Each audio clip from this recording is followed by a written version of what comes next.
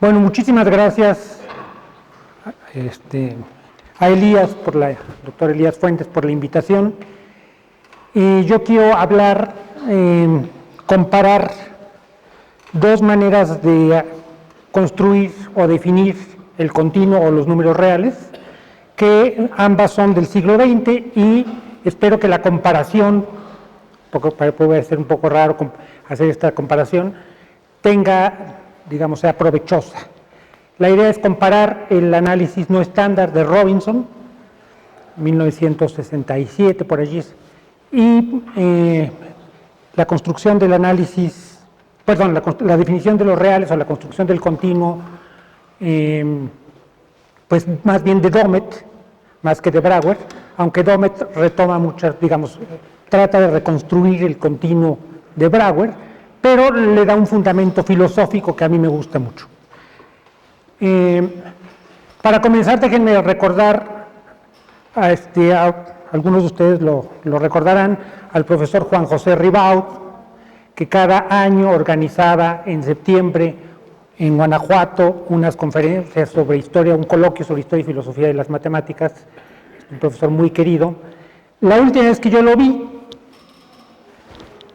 me dijo, bueno, hay algo que ya está dado, es el continuo.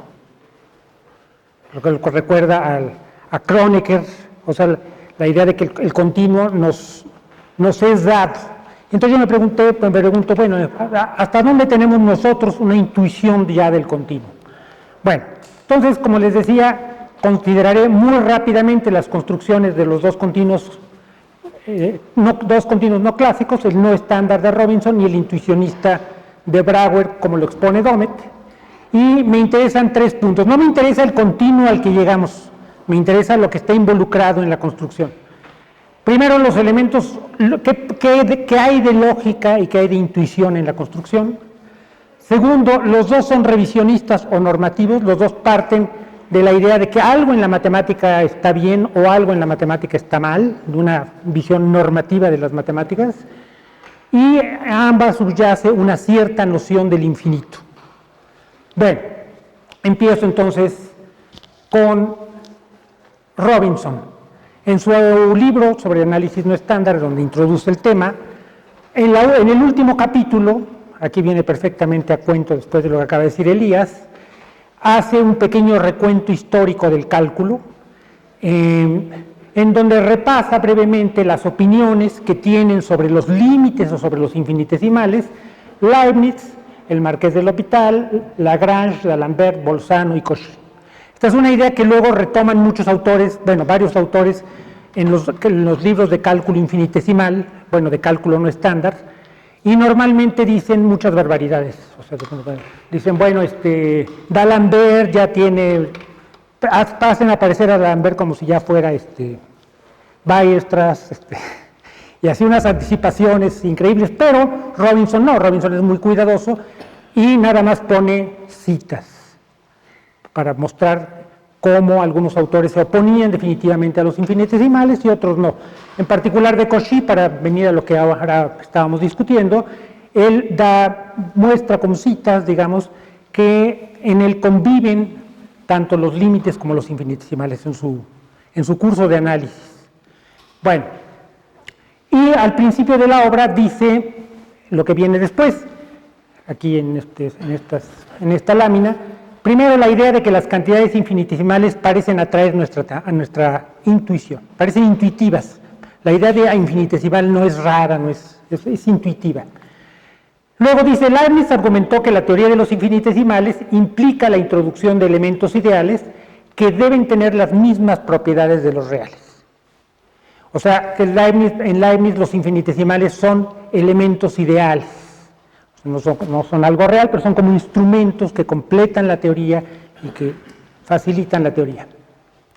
Y dice que Leibniz y sus discípulos no pudieron dar un desarrollo racional a esta idea, no pudieron desarrollarla racionalmente, y que esas ideas de infinitesimales cayeron en descrédito, como nos lo acaba de mostrar Elías.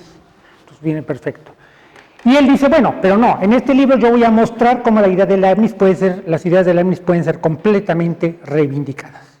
Ahí está donde yo digo que hay un carácter normativo, o sea, decir, bueno, las ideas están mal sustentadas, pero las vamos a sustentar bien, vamos a dar un fundamento a estas ideas. Y yo quiero mostrar cómo este es un fundamento en un sentido muy diferente de la palabra. Bueno, entonces voy a hablar muy rápidamente de cómo se hace el análisis no estándar, tratando de, digamos, no de seguir la construcción general que hace Robinson, sino, digamos, basarme en textos de cálculo que lo ponen más sencillo para que quede clara cuál es la idea, para quienes no la conozcan. En realidad la construcción de Robinson se basa en tres principios. Uno que se va a llamar el principio de transferencia, que va a mostrar que bueno, luego voy a decir que un teorema de concurrencia y una dicotomía entre conjuntos externos y externos. Entonces voy a tratar de mostrar un poco de qué consiste esto. En realidad puedo dar una idea bastante fácil. Es para acá, eso. Bueno, tomo un ejemplo de un libro de cálculo, porque es más fácil, y no la construcción general de Robinson. Vamos a tomar un conjunto de subconjuntos de n al que vamos a llamar cuasigrandes. Todos los elementos de ese conjunto se van a llamar cuasigrandes, que van a tener las siguientes características. Ningún conjunto finito va a ser cuasigrande. Si dos conjuntos son cuasigrandes, su intersección también lo es. Si un conjunto es cuasigrande, un superconjunto también lo es. Y dado un conjunto de naturales, él o su complemento es cuasigrande. O sea, en el fondo lo que tenemos aquí es un ultrafiltro. Por supuesto, o sea, es como tomar los conjuntos cofinitos, cuyo complemento es finito, y ellos forman la base de un filtro, los extiende a un filtro y luego un ultrafiltro. Esa es la idea. Entonces, bueno, eso me permite... Bueno, ahora tomemos esa A que está allá arriba, es una sucesión.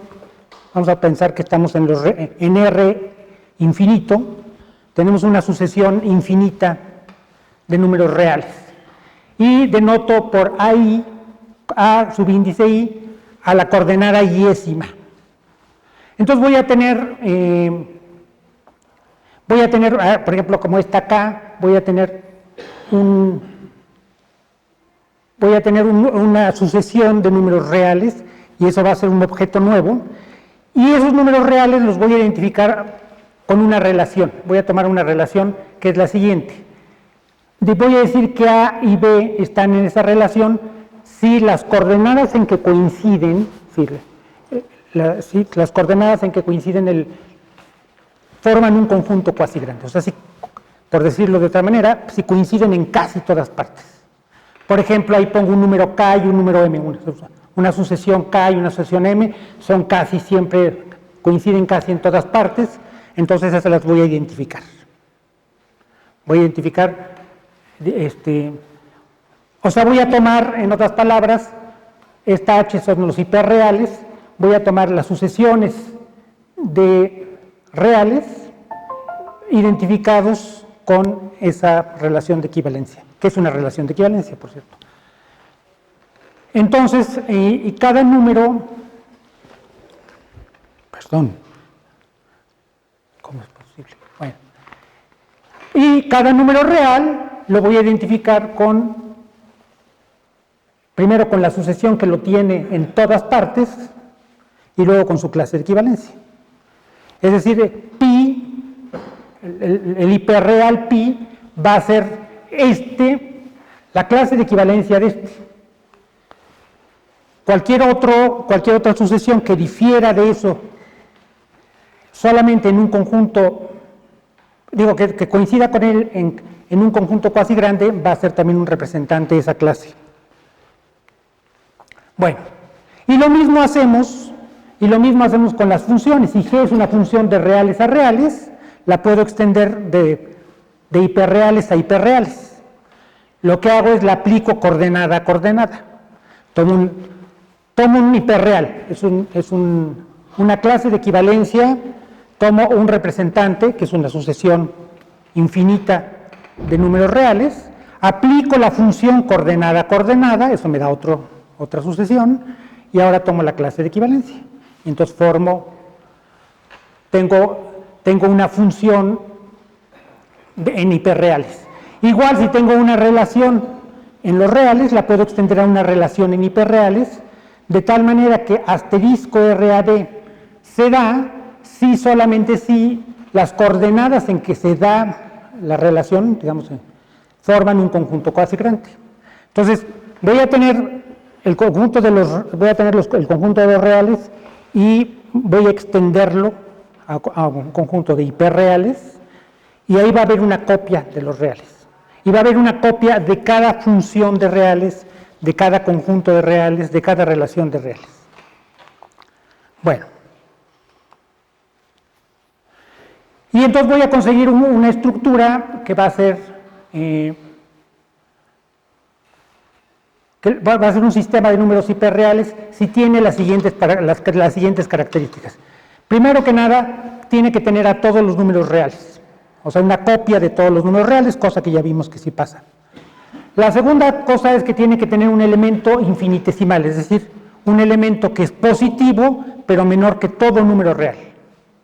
Entonces, como ya definí la relación, ya dije que por cada relación de reales tengo una relación de hiperreales, entonces ya tengo una relación de menor o igual. Entonces, puedo tomar, por ejemplo, aquí el número que en el índice i tiene 1 sobre 2 a la i. Y entonces ese es menor que cualquier número real, pero es positivo también. Y por último, lo que va a ser importante es que voy a tener un lenguaje de tal manera que todo lo que sea verdadero de una estructura va a ser verdadero de la otra estructura, siempre y cuando se pueda escribir en ese lenguaje. Entonces, el primero es un lenguaje de primer orden que tiene una constante para cada número real, para cada función de números reales, para cada relación de números reales, etcétera, hasta el infinito, de relaciones, funciones de funciones, etcétera. Cada uno de ellos va a tener un nombre en el lenguaje. O sea, es un lenguaje gigantesco, o sea, es un lenguaje que tiene una cantidad no numerable de constantes. Y lo mismo voy a tomar un lenguaje L asterisco, un lenguaje L asterisco,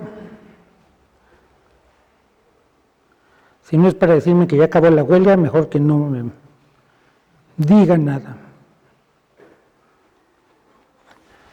Bueno, y en ese lenguaje asterisco también voy a hacer un lenguaje de primer orden, en el cual voy a tener un nombre también para todos los hiperreales y para todos los conjuntos de hiperreales y para todas las funciones de hiperreales en hiperreales, etcétera. Va a ser también un lenguaje gigantesco. Bueno, entonces este lo voy a llamar lenguaje asterisco, L asterisco, y el otro va a ser un lenguaje L. A los reales los voy a llamar, digamos, el universo estándar, y el otro va a ser el universo no estándar. Entonces, tomo una fórmula G, A, B, K.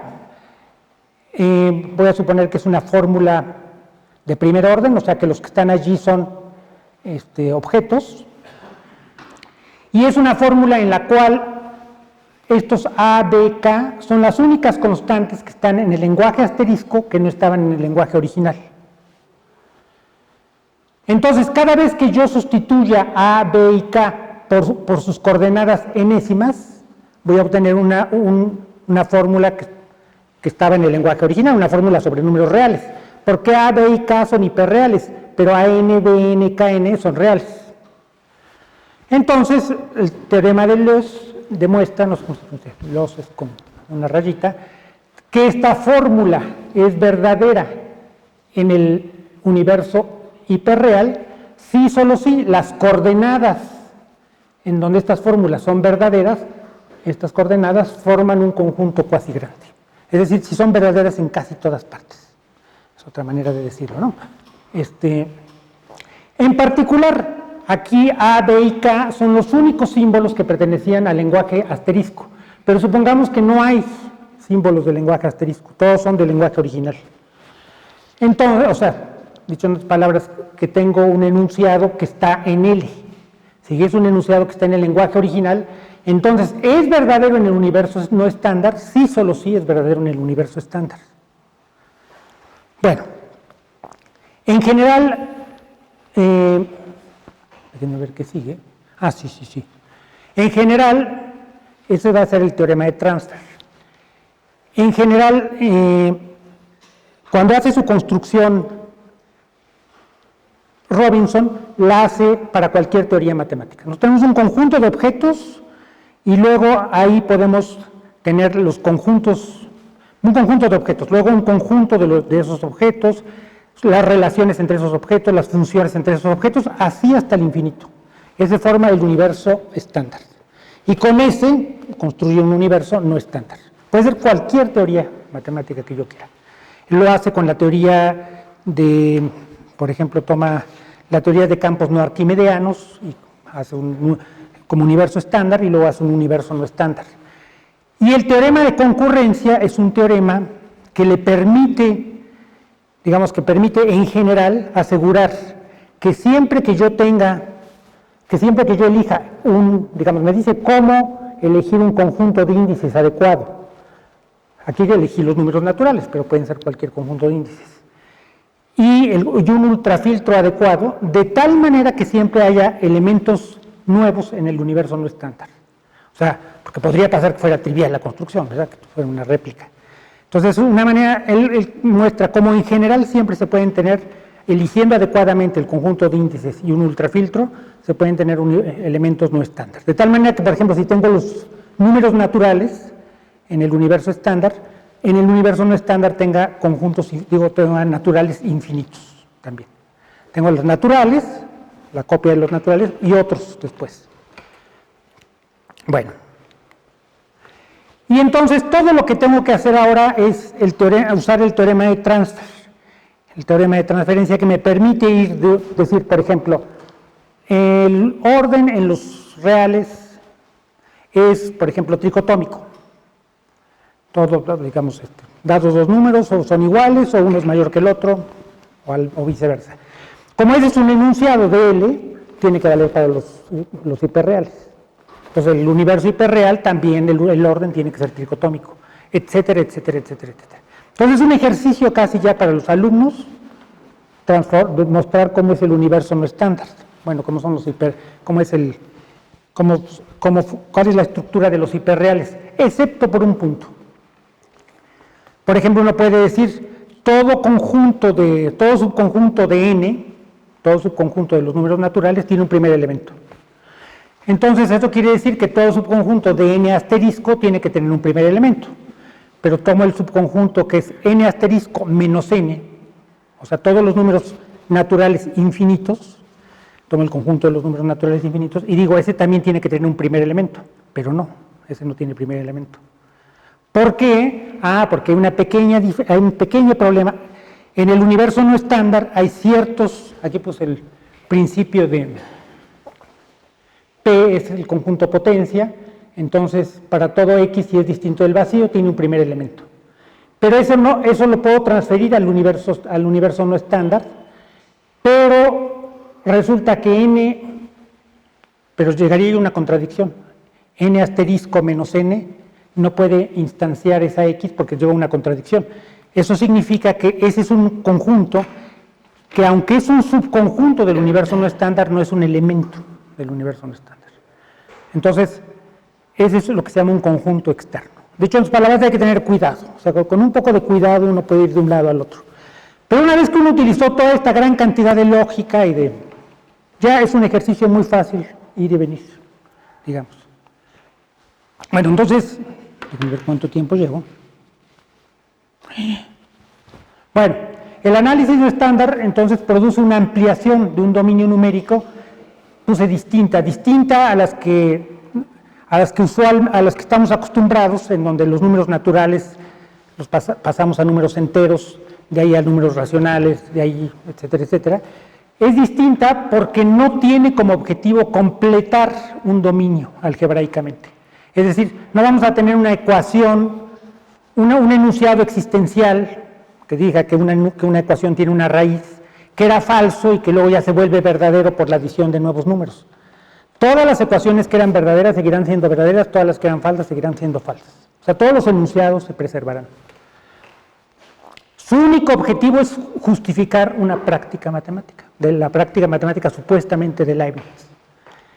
Pero los recursos empleados en la justificación de esta práctica, recursión transfinita, lenguajes infinitarios, teoría de modelos, una conciencia metamatemática, etcétera, pues rebasan muchísimo en complejidad a lo que estaba pensando Leibniz, creo yo, ¿no? Es una cosa, es un resultado de la matemática, de la fundación de la teoría de modelos, o de la escuela de Tarski, fundada en Berkeley, después de 1950.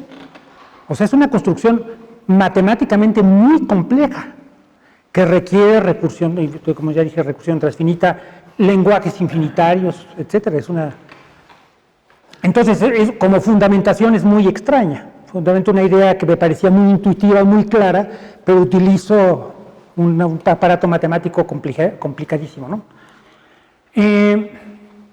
Y la estructura que resulta simplemente la investigo usando el principio de transfer, o sea, ahí no hay ya ninguna intuición subyacente. Bueno, ahora paso, ya voy un poco atrasado, al análisis intuicionista, en el cual también lo único que me interesa es mostrar qué es lo que está en juego. Y aquí, desgraciadamente, no voy a poder profundizar mucho. Bueno, en general, el intuicionista se basa en que solo acepta pruebas constructivas. No que prefiere las pruebas constructivas, sino que solo acepta las pruebas constructivas. Entonces, por ejemplo, si tenemos un enunciado A o B, una prueba constructiva de un enunciado disyuntivo o es una prueba de A o es una prueba de B, o me da un procedimiento para encontrar una prueba de A o una prueba de B. Una prueba de un enunciado existencial que corre sobre los números naturales es constructiva si prueba un caso particular o me da, o sea, una instancia particular, o provee los medios efectivos para encontrar tal instancia particular.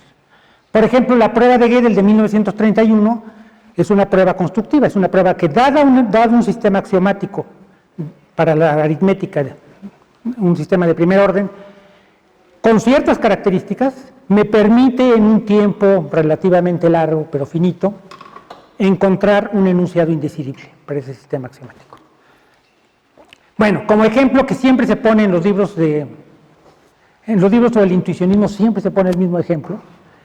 Este es un ejemplo de un teorema muy sencillo que es no constructivo. El teorema dice, hay racionales xz tal que x a la z es racional. Prueba, tomo raíz de 2 a la raíz de 2. O es racional o es irracional. Si es racional, pues ya acabé. Si es irracional, entonces tomo este número, que da 2, por supuesto. Raíz de 2 a la raíz de 2 elevado a la raíz de 2, y entonces ya tengo un racional. Y entonces ya probé, como se da esto, pues ya probé que el teorema, pero el teorema no me dice cuál de las dos opciones es la buena, ni me dice cuál es el número, cuáles son esos dos números. Finalmente no tengo la solución, no me da los números. En ese sentido no es constructiva. Bueno, como dije, las razones por las que el intuicionista acepta solo pruebas constructivas son de carácter semántico. Así lo presenta Domet, un autor que yo estimo mucho, y, digamos, hace retrotrae ese problema a la filosofía del lenguaje. La idea es que para el matemático intuicionista, una prueba no constructiva no prueba lo que pretende probar. Esa es la idea. Entonces, no es que la prefiera, es que tiene que ser constructiva. Bueno, en general, una prueba de un enunciado cuantificado universalmente, estoy suponiendo otra vez que estoy en los números naturales, es una prueba que me permite reconocer que cuando aplicada a cualquier número n, construye una prueba de A de n, de esa instancia particular. O sea, es una operación que lleva de números a pruebas. Una prueba de si A entonces B es una operación efectiva para transformar pruebas reconocibles de A en pruebas reconocibles de B. Es importante eso de que sean reconocibles, porque pues yo decía, no, pues esto transforma una prueba en otra, pues yo no me doy cuenta, no, eso no. Tengo que poder ver que realmente lleva de una prueba a otra.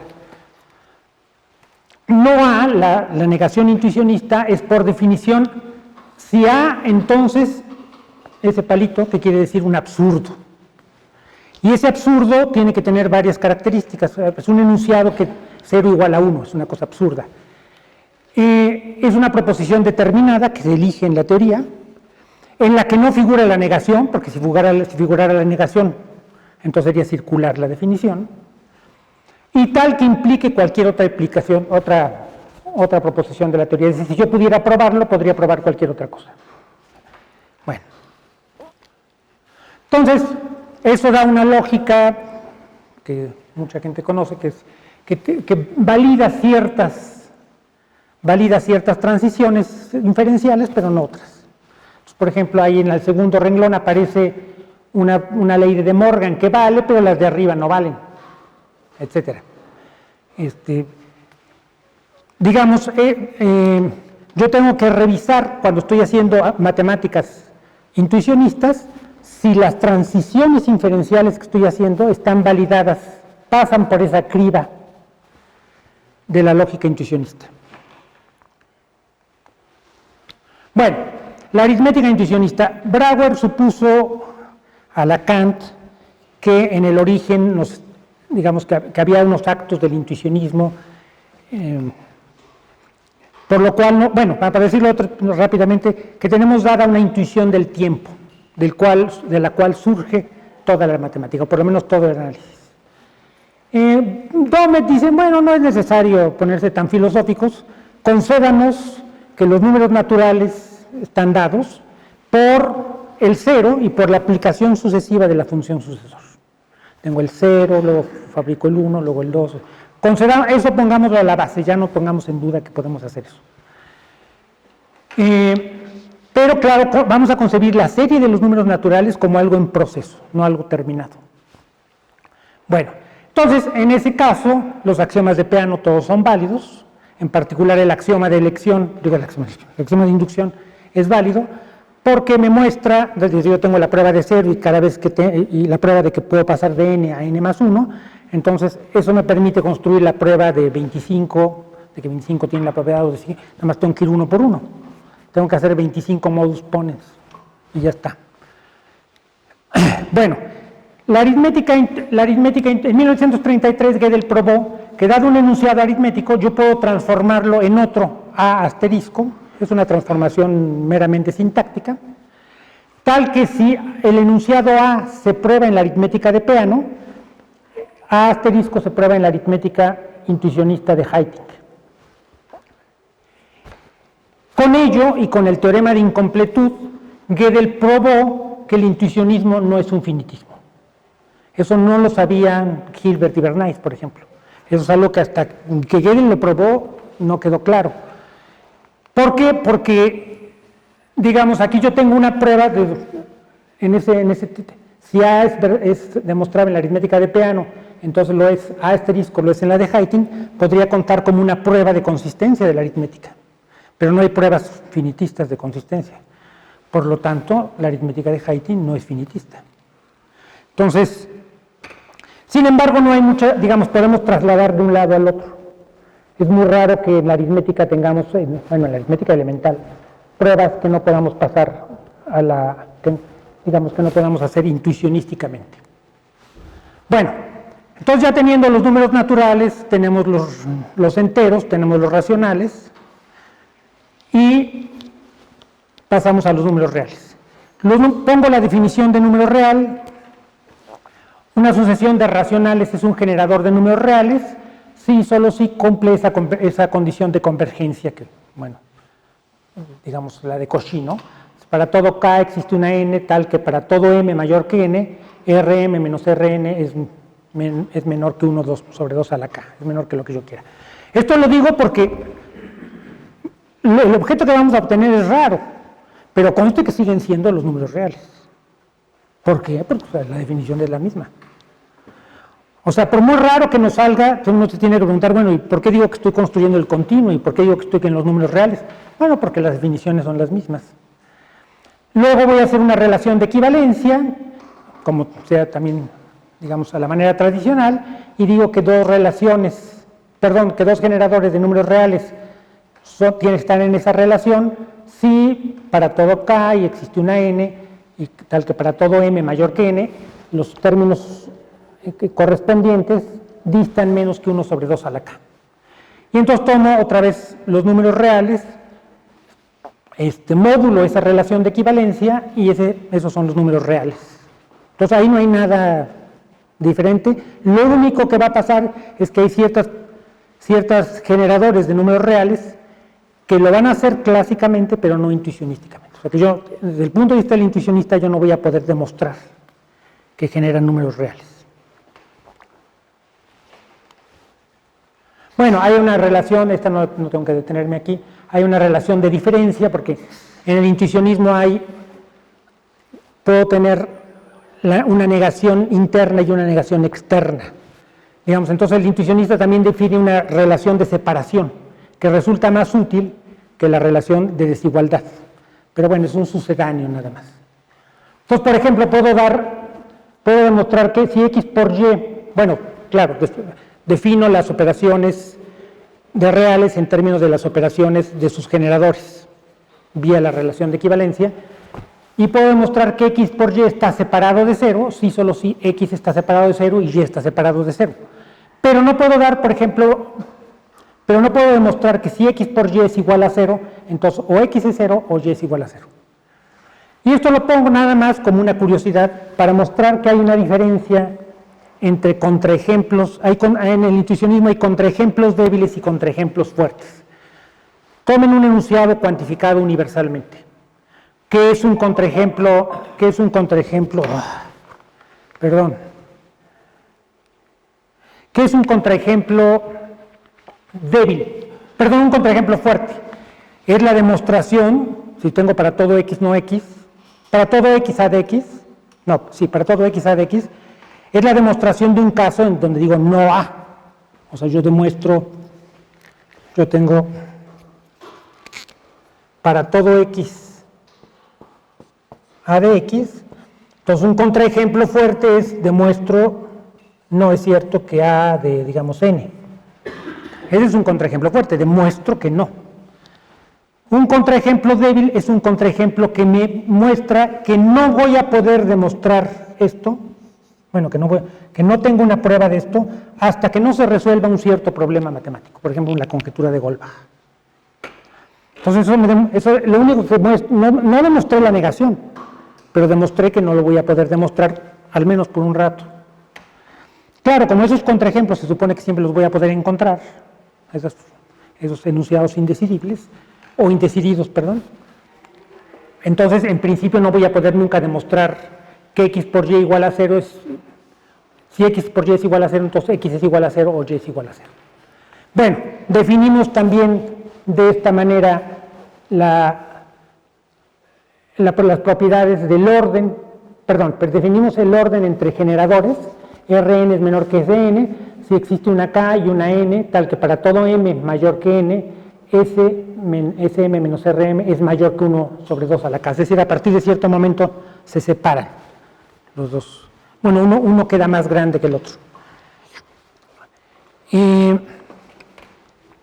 De nuevo, muestro esto para mostrarles que estoy hablando de los números reales, ¿verdad?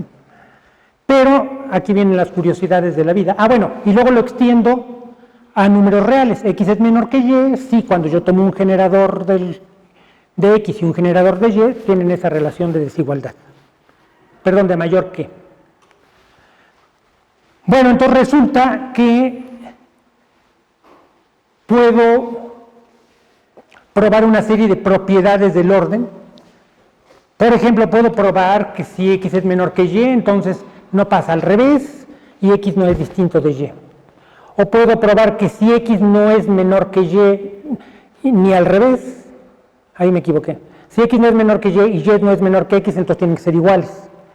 Pero no puedo probar la tricotomía, que clásicamente pues, ya saldría de las anteriores, sería un tricolorario trivial, pero no puedo probar que o x es igual a y, o x es mayor que y, o y es mayor que x. Eso no lo puedo probar. Entonces, eso para decir que, bueno, mis intuiciones, ¿dónde quedaron? O sea, yo ya si me dan las primeras Si me dice que puedo probar todo eso menos la última, yo ya pensaría que ya ahí tengo un orden lineal ordinario. Pero no puedo probar la tricotomía. Lo único que puedo probar es la F. Si X es mayor que Y, entonces cualquier Z o es mayor que X o es menor que Y. Un sucedáneo, digamos, de la tricotomía. Bueno, usando el axioma de elección puedo probar que los reales así construidos son completos en el sentido de que toda sucesión de Cauchy converge. Necesito el axioma de elección y cualquiera diría, bueno, pero el axioma de elección no puede ser verdadero para un intuicionista. ¿Cómo? Y eso así lo habrían pensado los preintuicionistas, los mal llamados preintuicionistas franceses, o Poincaré. Pero si ustedes leen el axioma de elección, como lo puse allá arriba, para todo n existe una m, si eso, entonces existe una función tal que si lo leen como intuicionistas. O sea, si lo leen como clásicos, el intuicionista diría, eso no es cierto. Pero léanlo intuicionísticamente dice que para todo n yo puedo encontrar efectivamente una m tal que a de n a nm. Bueno, entonces puedo encontrar una función constructiva que para cada n me da la imagen correspondiente. O sea, si leo el axioma de elección como intuicionista, es aceptable. Y entonces así pruebo que toda sucesión de Cauchy converge. Bueno, y aquí viene lo bueno. La idea del intuicionista y Domet, que es filósofo, se extiende largamente en esto, difiere en lo que respecta al infinito. El infinito es concebido, por supuesto, de manera potencial, como dijo ahora Elías, y eso significa que la referencia a un conjunto infinito es referencia al proceso que lo genera. En ese sentido, un proceso infinito es concebido intencionalmente, es decir, no puedo separar el resultado del proceso. Mientras que en la matemática clásica yo podría decir, bueno, llevo a cabo un proceso infinito y al final tengo un resultado, y el resultado ya no importa cómo yo llegué, ahí está el resultado. Domet dice, bueno, vamos a suponer, ¿por qué no podemos pensar eso? ¿Por qué el intuicionista no puede pensar eso? Bueno, supongamos que, vamos a poner un símil, que otra vez se descubre que el universo es infinito, como alguna vez se pensó, y que las estrellas tienen una cierta densidad, cada determinados kilómetros hay objetos celestes, ¿no? Entonces, claramente hay una infinidad de estrellas. Y no las voy a poder contar una por una, no voy a acabar nunca. Pero a las estrellas les tiene sin cuidado, o sea, a las estrellas, ¿qué les importa que yo no las pueda contar? O sea, que no me alcance la vida para contarlos. Entonces, ¿por qué no pensamos igual los objetos matemáticos? El intuicionista no piensa igual los objetos matemáticos porque los objetos matemáticos solo están dados por ese proceso. No puedo pensar que estén dados independientemente del proceso que me permite concebirlos. Entonces, pensar que voy a tener un proceso infinito y luego de eso va a resultar algo es un absurdo total. Entonces, por eso la concepción clásica puede pensar el cuantificador universal que corre sobre un conjunto infinito como una conjunción infinita. Pues cada elemento de la conjunción ya tiene un valor de verdad. Si todos son verdaderos, pues entonces el universal es verdadero. Pero eso supone que ya cabe. Bueno, en caso de que sean verdaderos, ¿verdad? Entonces podemos pensar que en un proceso infinito está implicada una posibilidad humana, esta es la idea clásica. Hay una imposibilidad humana. Yo no puedo terminar el proceso infinito, pero el matemático ideal, que es como un dios, ese puede. La idea es que es muy largo el proceso, yo me muero antes, pero él puede seguir. Y al final termina ya. Otra posibilidad sería concebirlo como un problema médico, así dijo Russell, como en la teoría de la computación, que se habla de tenemos un algoritmo, pero es demasiado complejo. No nos alcanza ni el tiempo ni el espacio para... Entonces, una imposibilidad física, digamos. Y por último, esta es la idea del intuicionista, es una imposibilidad lógica, diría Wittgenstein, gramatical. O sea, No es que el infinito sea muy grande, muy largo, es que es otra cosa. No es un proceso que simplemente me va a tardar mucho en hacerlo, no, es que es de otra naturaleza. Lo que le da sentido a una afirmación, una operación sobre una totalidad infinita, debe ser entendida en términos de una operación o sobre el proceso que la genera, o sobre un segmento inicial adecuado de la misma, o sobre ambas cosas. Otra cosa no tiene sentido. Me estoy acercando. ¿Es que empecé a tiempo o no? Ah, bueno. ¿Cuánto? ¿Unos minutos? Ah, bueno. Bueno. Ahora bien, digamos, los preintuicionistas, los mal llamados preintuicionistas, pensaron que la idea es que si los números reales los vamos a pensar como sucesiones de Cauchy, bueno, clases de equivalencia de sucesiones de Cauchy, y cada sucesión de Cauchy está dada por un proceso mismo que podemos describir lingüísticamente, pues entonces no vamos a tener más que un número numerable de números reales, y entonces va a ser un continuo tijereteado, ¿no? No va a ser, vamos a tener un remedo de conjunto de números reales. Pero Brouwer concibió otra manera de entenderlos, a partir de 1916, y la idea es la siguiente. Cuando nosotros estamos, ¿cómo es introducida la idea de continuo? Bueno, pues el niño hace la división y le sale 3.3333 y se da cuenta de que se reitera que se repite hasta el infinito.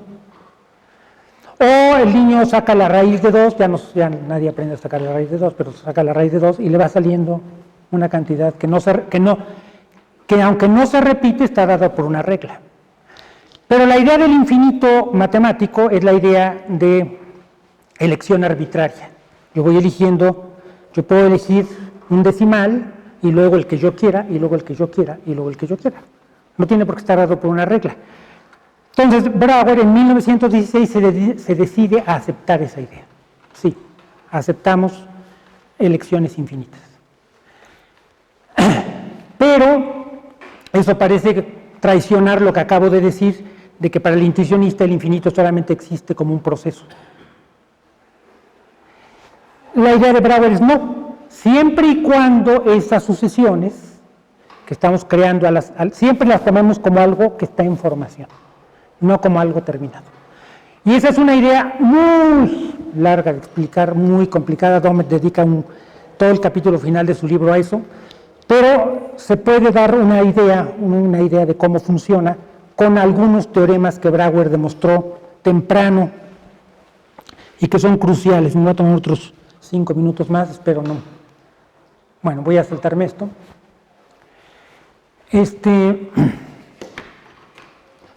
Aquí voy a tomar un arbolito.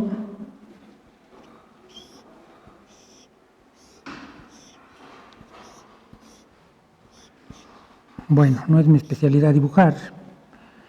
Tomamos un arbolito de elecciones, o sea, tomo números naturales. Aquí elijo, aquí está el vacío, no tomo nada. Y aquí puedo tomar, digamos, el 0, o puedo tomar el 1, y aquí, etcétera. Puedo tomar números naturales y voy formando una sucesión de números naturales. Eso es lo que se llama un abanico, bueno, un fan, pero siempre y cuando es un abanico siempre y cuando todas las ramas sean infinitas, y estas bifurcaciones, bueno, cada nodo tenga solo un conjunto finito de sucesores. O sea, puede haber aquí 3, pero no un número infinito. Entonces, el teorema del abanico, ustedes bueno, del fan, siempre que encuentren un libro de intuicionismo se va a hablar del teorema dice que si cada rama de un árbol infinito, finitamente generado, o sea, con eso, así como lo expliqué ahorita, tiene un nodo en R, donde R es una propiedad decidible de nodos, o sea, yendo por cada cadenita me voy a encontrar un punto en donde ya aquí tiene R, y aquí me voy a ir acá, y aquí hay un punto donde ya tiene R, y aquí hay un punto donde ya tiene R, y así. Entonces hay un número natural tal que toda rama tiene un nodo de longitud menor que M con la propiedad de R. O sea, hay un punto en donde ya todas las ramas están en R. Ya todas las ramas hay un nodo que tiene R. Entonces, bueno, salvo que lo haya yo dicho muy confusamente, creo que es una idea muy trivial, y es lo que se, digamos, clásicamente lo que se conoce como el lema de Koenig. Entonces es muy fácil de probar, claro, aceptando el axioma de elección, pero no, digamos, la prueba no es nada difícil, y lo que trata Brouwer de probar es la contrapositiva del lema de Koenig. Pero en el lema de Koenig, en la prueba también hago otra contrapositiva. Ninguna de esas dos contrapositivas son válidas para el intuicionista. Entonces, ¿cómo probar ese teorema sin hacer esas transiciones? Un liazo, un problema, una cosa tan trivial se convierte en un problema gravísimo. Déjenme ver si... bueno. Sí, voy rápidamente. Ahora, un spread es un árbol infinito. Aquí ya no pido, ya puede ser, ya aquí un nodo puede tener una infinidad de sucesores. Segundo, supongamos que R es una propiedad decidible. Eso quiere decir que para todo U son los nodos, o más bien los segmentos finitos. Para todo U o tiene R o no tiene R. Luego, supongamos que cada rama tiene tarde o temprano un nodo en R. Supongamos que R, la propiedad de R está contenida en la propiedad A. Supongamos que la propiedad A se transmite hacia arriba, vamos a la parte de arriba, se transmite así, se transmite de sucesores al nodo que los origina. Entonces, si se tienen todas esas características, el nodo inicial tiene la propiedad A. Bueno, es algo relativamente bobo, cualquier alumno diría, pues sí, es trivial. Y Brouwer se propone demostrar este teorema, de nuevo evitando esas transiciones lógicas que el intuicionista no avala. Y para ello, aquí es lo que es muy interesante, y por eso es muy comentado este teorema, utiliza por vez primera algo, bueno, y casi única en el intuicionismo, la definición del condicional. Normalmente en la lógica intuicionista, pues vale que uno diga hipótesis, alfa. Llego a beta, entonces ya probé que alfa, entonces beta. Bueno, eso vale también en la matemática, digo, en la lógica clásica, ¿no? Entonces la idea es, supongamos que yo ya tuviera una prueba de alfa, aquí acabaría. Ahora te muestro cómo, si le pego esta prueba, tendría una prueba de alfa, entonces beta. Perdón, tendría una prueba de beta. Si ya tuviera una prueba de alfa y tuviera esta prueba de alfa, entonces beta, a la prueba de alfa le pego esto y ya tengo una prueba de beta. Trivial. Pero Brouwer, por única vez, como cosa extraordinaria, prueba este teorema de otra manera. Es una cosa genial, aunque creo que considerada errónea, pero analiza cómo podría ser la prueba de alfa. Y dice, la prueba de alfa podría ser así, así o así. Si fuera así, yo podría llegar a beta así. Analizando la prueba de alfa, llega a la prueba de beta. Entonces muestra realmente cómo transformar una prueba de alfa en una prueba de beta. Y es una de las pocas demostraciones en donde se usa el condicional intuicionista fuerte, en el sentido estricto de la palabra. Bueno, unos instantes más, por favor, Elías, y ustedes, muchas gracias por su paciencia. También hay un principio de continuidad que da una idea de cómo funcionan estas elecciones, estas sucesiones de elección. Entonces la idea es la siguiente. Supongamos que para todo alfa existe una n tal que tiene la propiedad A alfa n. O sea, voy a ponerlo aquí. Vamos a suponer que A es un spread, pero es una rama, y en un cierto momento, digamos, tomo esta rama, y llegando aquí yo ya puedo probar A alfa n. Yo ya puedo probar que esta ramita hasta acá tiene la propiedad A. Entonces, hay un punto, bueno, perdón, primero la hipótesis es que para cada rama hay un punto en que puedo probar la propiedad A. Entonces, eso significa que para todo alfa hay un punto, bueno, dada la propiedad A, hay un punto en el cual cualquier otra rama que pase por aquí, es decir, que coincida con esta hasta acá, también tiene que tener la propiedad A. ¿Y eso por qué? Clásicamente no es válido. La idea es, si yo estoy probando algo sobre una sucesión infinita, aunque sea de libre elección, si logré probar algo intuicionísticamente, quiere decir que solo empleo una cantidad finita de información. Entonces, cualquier otra sucesión que tenga esa misma información, que tenga ese segmento inicial, tiene que tener la propiedad. Este es un teorema, este es un principio que Brouwer utiliza sin prueba y que no fue discutido más que por los intuicionistas posteriores como Bishop y demás. Brouwer nunca le dio una justificación. Bueno, si ustedes aceptan esas cosas, entonces tienen que aceptar que toda función de números reales definida en un intervalo es continua y que toda función continua es uniformemente continua. O sea, es una cosa rara y loca, pero bueno, ni modo. Bueno, entonces concluyo. A la construcción del análisis intuicionista subyacen ciertas intuiciones muy básicas. Si se fijan ustedes, ahí tenemos la idea de recursión, tenemos una idea de distancia, una idea de aproximación. Todo eso se rescata del análisis clásico. Pero luego lo tengo que pasar por el tamiz, por la criba de la lógica intuicionista. Luego tengo que ver, es de ahí que saco. Bueno, otra cosa es que no todo es eso. O sea, no nada más tengo las definiciones y la lógica, sino que hay otras intuiciones básicas, otras ideas básicas, que modelan el análisis intuicionista. Por ejemplo, la idea de construcción. Si yo tengo, digamos, en general, pues el intuicionista no acepta A de X o no A de X. Pero si resulta que A es decidible, intuitivamente, si yo me doy cuenta que hay una manera de decidir A, entonces está vale. Entonces, antes de aplicar la lógica, yo me tengo que preguntar, ¿esto será decidible o no será decidible? Intuitivamente. No está la tesis de Church allí.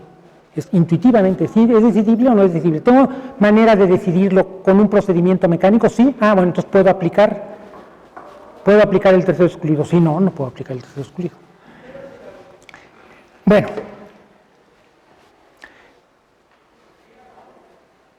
Entonces, esas dos ideas, la idea de construcción y la idea de sucesión de elección, que es una idea que inventa Brouwer, están a la base del análisis, no nada más la lógica. Bueno, pero como trato de mostrar aquí, no hay una intuición del continuo intuicionista que haya dicho, esta es mi intuición y voy a tratar de rescatarla. Incluso al final, cuando tengo el continuo ya construido, no lo veo claramente, no tengo una imagen clara de él. Bueno, ahora termino con las siguientes comparaciones. El análisis no estándar y el análisis intuicionista son empresas fundacionales, ambas son normativas. El intuicionista parte que el análisis clásico está mal. El análisis no estándar parte de la idea de que la fundamentación que había dado Leibniz está mal, pero que su práctica es correcta. Pero lo son en muy diferentes sentidos. El intuicionista es un fundacionista en el sentido más clásico, usaría la palabra filosófico, pero aquí está Carlos, no me va a dejar. No me vas a decir que es filosófico, a lo mejor no te gusta, pero me parece que la fundamentación que da el intuicionista es una fundamentación filosófica, mientras que la fundamentación que da el análisis no estándar no es una fundamentación filosófica, no está basado en ideas más sencillas, al contrario, en ideas mucho más complejas. Al análisis no estándar subyace la idea del transfinito clásico, es decir, la que heredamos de Cantor, en donde todos los transfinitos están bien, no hay problema. Mientras que al análisis no estándar subyace una noción, perdón, ahí puse mal, sui generis del infinito potencial. Es una idea del infinito potencial, pero es una idea especial, es una idea particular que modela Brouwer con sus ideas de sucesiones de elección. Pero a pesar de todo eso, me parece que podemos decir en algún sentido que al análisis no estándar subyace una idea de infinitesimal, que es lo que está en el fondo, tratar de recuperar la idea de infinitesimal, mientras que en el análisis intuicionista siempre está la idea de límite y de aproximación. Entonces, a pesar de todo, ahí están esas dos ideas centrales, que, digamos, que modelan las construcciones de estas dos construcciones. Bueno, muchas gracias.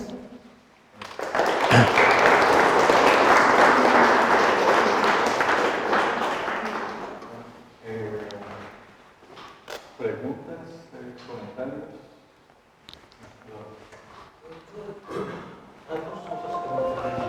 Perdón.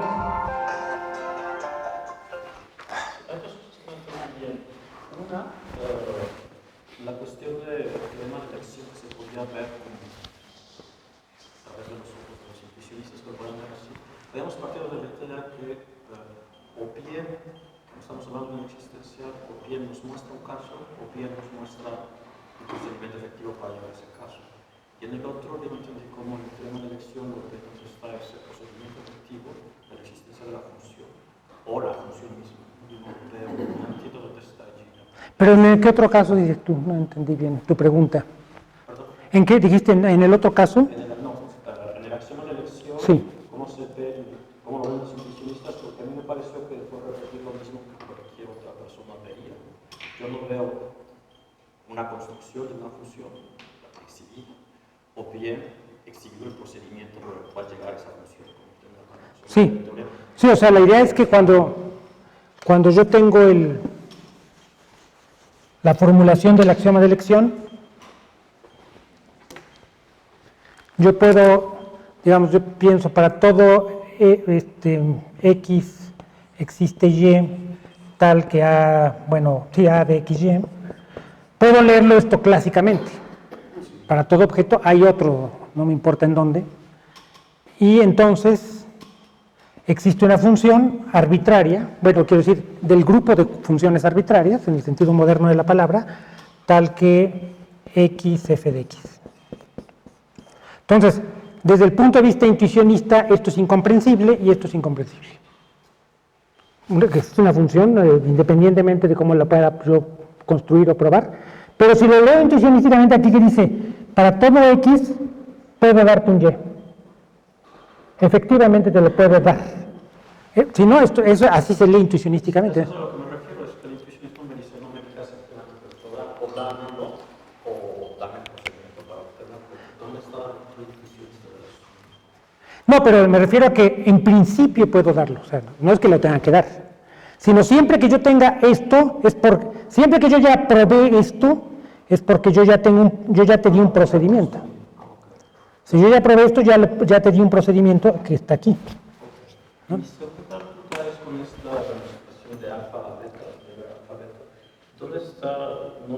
No alcancé, no quedó claro cómo es que Brouwer, cómo veías la generalidad de Brouwer, porque bueno, dices, lo que hace Brouwer es mostrar, analizar los distintos caminos para llegar de alfa a beta, pero trivialmente hay una infinidad de caminos, ¿no? Para llegar, trivialmente basta, si tengo entre alfa y beta, o entre el antecedente, como llegué a alfa, tengo una gama, un teorema gama, repito gama infinitas veces y entonces... No, pero no estaba pensando en una prueba formal. Acuérdate que Brouwer no formalizaba.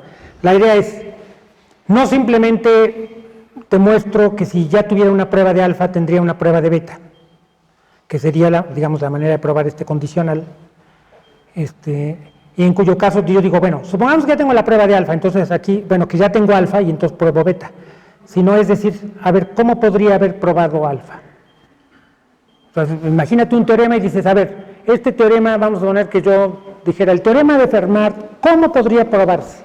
Pues podría haber esta posibilidad, podría haber esta o podría haber esta. Y mostrarte que de cada una de ellas yo puedo llegar a beta. Eso que aporta que estoy leyendo el intuición, digamos, la otra prueba no funciona, o sea, no es la única manera de probar este teorema, el teorema del abanico. No condicionalmente, sino no por la condicionalización, sino analizando la prueba de alfa. Es considerado una prueba casi mística, o sea, una cosa que no todo el mundo está de acuerdo, igual el principio de continuidad, pero eso da una idea de cómo, digamos, de cómo procede el intuicionista o de cómo puede proceder de manera distinta como lo hace el matemático clásico. Fabio. Sí, sigues tú. Bueno, muchas gracias, Max. Siempre es un placer escucharte. Gracias. De todo lo que has expuesto, a mí me surgió como una pregunta general. Todas las justificaciones, que todo el manejo de sucesiones infinitas, la pregunta es si en algún estudio o discusión está metida la noción de observación. En el sentido de que, en efecto, por ejemplo, la solución de todos los números naturales, clásicamente, pues, ahí está, entera, pero de manera constructiva se puede, con cierto concepto de qué es constructivo, uno puede decir, no puedo considerarla toda, pero sí puedo observar todas sus partes finitas, que en el argot de computación teórica se llama destruir. O sea, la sucesión, desde ese punto de vista, yo la puedo suponer construida. Yo no la puedo construir con medios finitos, pero voy a suponer que está construida. Y lo que yo sí puedo hacer es destruirla en el sentido de que puedo ver su primer elemento y puedo, la sucesión infinita que queda borrando el primer elemento, otra vez es algo que considero construido, pero que otra vez puedo observar su primer elemento, etcétera, etcétera. Conclusión, yo puedo observar todos los pedazos finitos. Entonces, yo no sé si esa noción de observar los pedazos finitos o en general la noción de observación esté metida en ciertas discusiones. Bueno, no que yo sepa, pero no soy un especialista en el intuicionismo y por eso también me importó señalar que estoy hablando del intuicionismo de Brouwer y además en la versión de Domet, porque por supuesto que hay el intuicionismo, digamos, de Bishop o de Martin Leff, que son otra cosa, y no sabría decirte realmente sí. Es interesante la pregunta. Porque suena que es una noción que es muy útil. Sí. Sí, no, la verdad no sé. Bueno, no sé si... Yo tengo una curiosidad más como... ¿Qué impacto dirías que ha tenido el intuicionismo dentro de las matemáticas como se aplican normalmente? Si hay matemáticos de renombre, digamos, que se rigen exclusivamente por una normatividad intuicionista, o es algo que ha tenido más impacto dentro de la filosofía y no tanto en la rama de las matemáticas. No, sí tiene bueno, por supuesto, es como pasa siempre en las matemáticas, es una curiosidad teórica que se desarrolla como un porcentaje de las matemáticas contemporáneas, o sea que tú dices, ¿y esto para qué va a servir? Pues Dios sabrá. Ahora que estamos en la cuarta transformación y que tenemos que demostrar que todo sirve para el pueblo, pues va a estar muy complicado. Pero por supuesto sí tiene aplicaciones, por ejemplo, en la computación. Porque, bueno, finalmente la distinción entre prueba constructiva y prueba no constructiva es una distinción clásica, o sea, es una distinción que recorre la historia de las matemáticas. No es digamos, lo que la escuela de Hilbert y el intuicionismo lograron fue desarrollar bien esta noción de prueba constructiva y prueba finitaria, esas ideas que eran un poco vagas, y que a partir de Hilbert y de Brouwer se empezaron a estudiar ya con más detenimiento. Pero sí es relevante en ciertos aspectos, ¿verdad? Claro. Sí, y para el matemático siempre es mejor tener casi siempre es mejor tener una prueba constructiva que una no constructiva. Es más útil, digamos, en principio. Pero en efecto tiene mucho de curiosidad también. No, de nada. ¿Alguien más? Me imagino, llegué un poco tarde, pero estaban hablando del cálculo no estándar. En el cálculo no estándar incluyen a los transfinitos y a los infinitesimales, ¿no? En este caso tenemos como tres clases distintas de números, aunque son el mismo sistema. ¿Hay alguna forma en la cual podamos hablar como de la frontera entre estos dos números? Como los infinitesimales, el paso que damos del infinitesimal infinito al número real siguiente, o de un número real a los transfinitos, o sea, como que veo como una frontera ahí, pero pues debería ser continuo, ¿no? Sí, en ese sentido es continuo, no puedes hablar del siguiente. Incluso, bueno, si tienes, por ejemplo, los números naturales, lo que tienes es, digamos, si nada más me limito a los números naturales, bueno, a lo mejor esto es algo que claramente ya sabes. Si yo tengo los números naturales aquí, bueno, claro, no una recta, sino así, pues es fácil demostrar que aquí tienes tienes copias de los números enteros y que además estas copias son densas, entre cualesquiera dos hay otra, y desde luego no hay una primera. Entonces sí, no es, digamos, no puedo hablar de del siguiente, y este fragmento, lo que yo decía, no tiene la propiedad del menor número.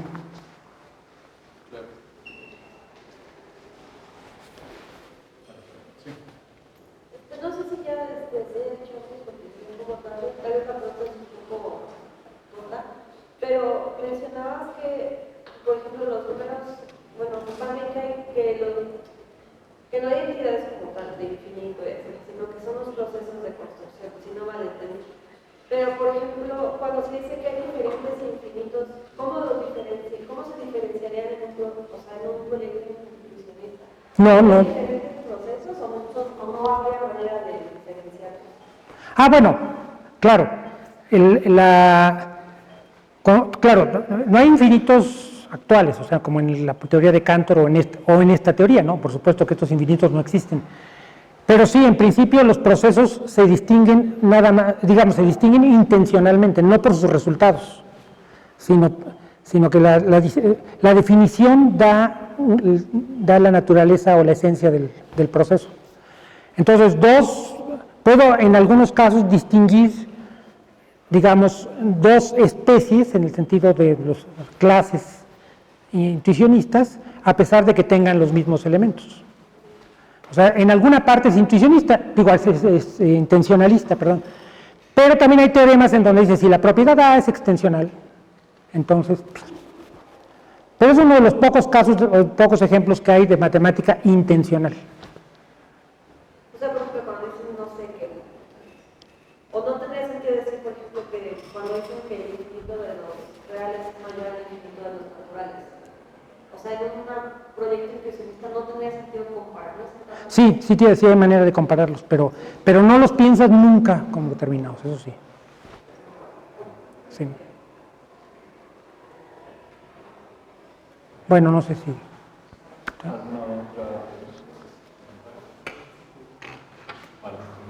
Muchas gracias. No, al contrario. Al contrario.